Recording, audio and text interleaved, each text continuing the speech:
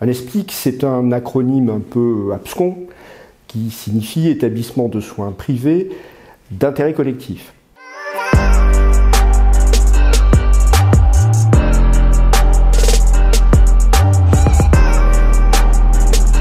C'est une appellation dont il faut bien reconnaître qu'elle est un peu obscure, qui a remplacé en 2009, au moment de la loi Bachelot, l'appellation précédente hôpitaux privés à but non lucratif, qui finalement était plus parlante, puisqu'en peu de mots, on comprenait de quoi il s'agit. Des établissements privés dont l'activité ne se situe pas dans le monde de l'activité commerciale. Alors en effet, en France, il y a 3 types d'acteurs qui interviennent dans le monde des établissements de santé. 2 qui sont aisément reconnus par le grand public, qui sont d'un côté les établissements publics, qui sont l'ossature du service public hospitalier, de l'autre côté les cliniques privées commerciales, qui comme leur nom l'indique, interviennent dans le monde de l'activité commerciale, et qui d'ailleurs en France aujourd'hui, pour beaucoup, appartiennent à des grands groupes internationaux et qui donc rémunèrent des actionnaires. Et puis entre les deux, ce que le grand public a un peu plus de mal à identifier, c'est qu'il y a un acteur intermédiaire, nos fameux ESPIC, qui sont à la fois publics par leur mission, leurs valeurs, leur participation au service public, mais qui sont aussi privés par le fait que leur gestion est la même que celle de n'importe quel opérateur économique du territoire français hors de la fonction publique hospitalière et de la fonction publique, c'est-à-dire le code du travail et la comptabilité privée.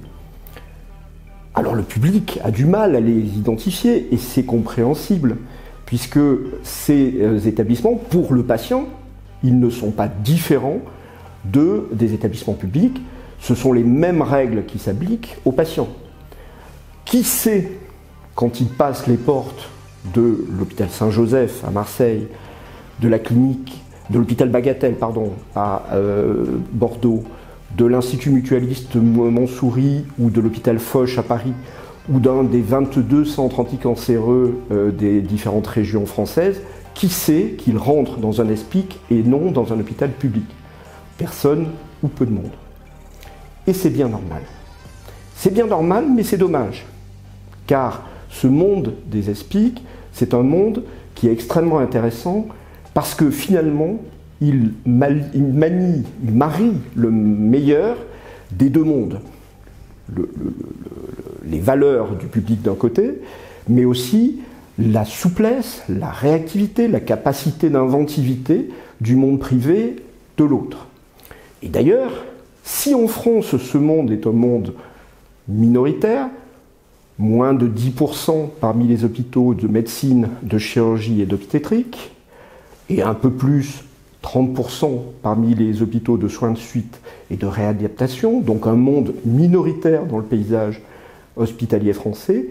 Par contre, dans le reste du monde, c'est le modèle dominant. Et c'est bien compréhensible, puisque c'est un modèle qui est très adapté au monde de la santé. Un monde dont on n'a pas envie qu'il soit dans le domaine du profit et du commerce, mais un monde dont on a envie qu'il soit capable de s'adapter à l'évolution, au progrès et à cette révolution auquel on assiste aujourd'hui dans le monde de la santé. Et d'ailleurs, dans un pays comme l'Allemagne, il y a quelques années, un pays qui, comme la France, avait une ossature composée principalement d'hôpitaux publics, eh bien, ces hôpitaux ont été majoritairement transformés en hôpitaux privés à but non lucratif.